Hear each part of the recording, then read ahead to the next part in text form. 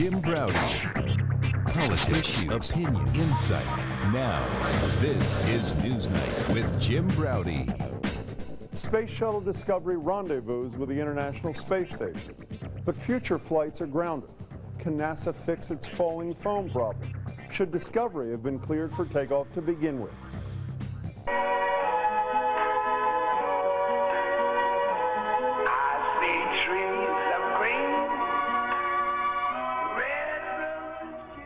Astronauts aboard the Space Shuttle Discovery got a pleasant wake-up call this morning, courtesy of Louis Armstrong. That was just before docking successfully with the space station.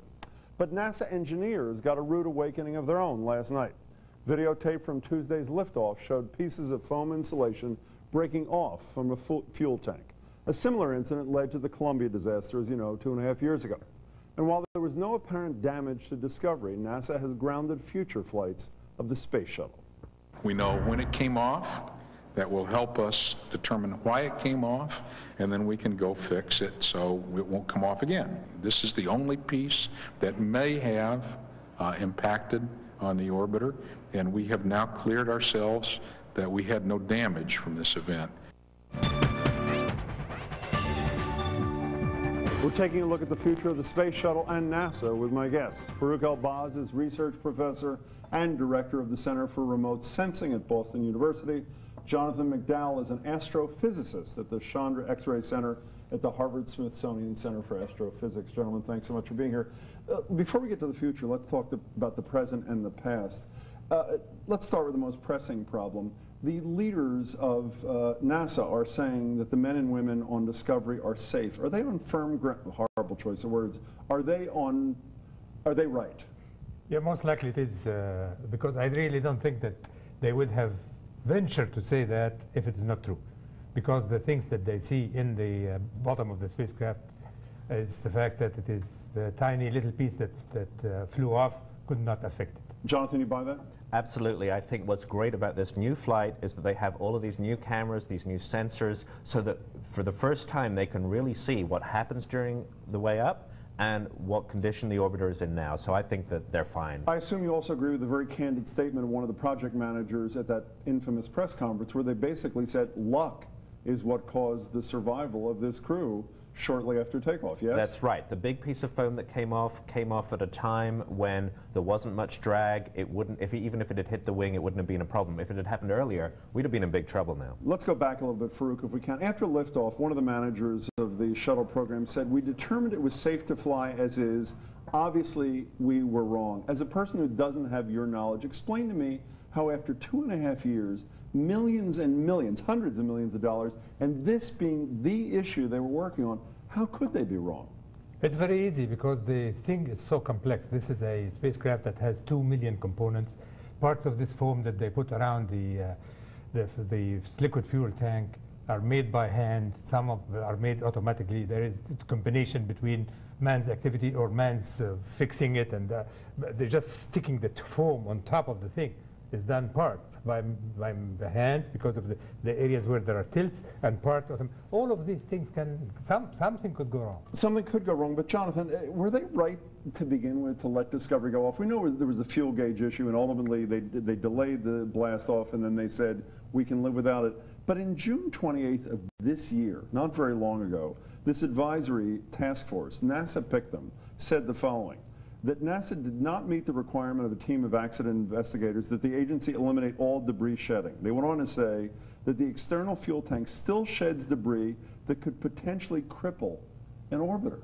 Yet a month later, that orbiter was set off into space. How can you reconcile those two things? You can only fix things so far, and at some point you have to go fly and see how good your fixes are.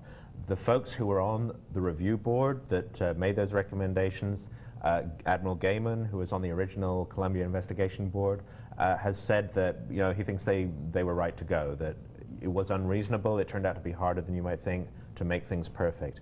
The one thing they might have done maybe is fly a piece of foam and a camera on a rocket, on a little rocket, and see how it really worked. That's the only thing I can think of. But why didn't they? When you're spending billions of dollars, you're saying they could have done this one thing, flown it up. Why didn't they do that? Because they believe they fixed it. They believe that it was fixed.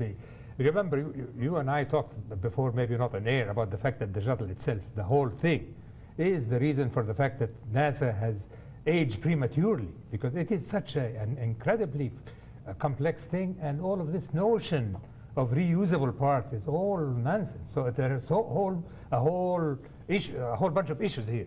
But you know, Farouk, speaking of issues, this task force report that Jonathan and I were just talking about, to me at least, as an outsider, is eerily reminiscent of all the memos we read about after the Challenger in 1986, where scientists were warning about the danger of the O-rings and predicting almost exactly what would happen. But is your attitude there again, that essentially there's a risk attendant to this kind of thing, and one has to move ahead? Yes, and I think they get one more shot at this, right? If they launch the next shuttle, I doubt it will be by September, maybe it'll be early next year. If they haven't fixed it then I think the shuttle program's Speaking of September next year, explain to me why they announced that they were shelving the shuttle program while these men and women are in space. Why couldn't this have waited till the 12th or whenever when they got back? That's not what they said. What did they say? It's the grounding of the shuttle is something that's a statement. That's lingo, aerospace lingo. When they're grounded, meaning that we are not going to plan any other mission until we fix the problem. Why did we need to know that then? Why did we need to know that while these 7 men and women were still up there? What Wayne Hale said in the press conference was that they would not be flying until they'd fixed this problem.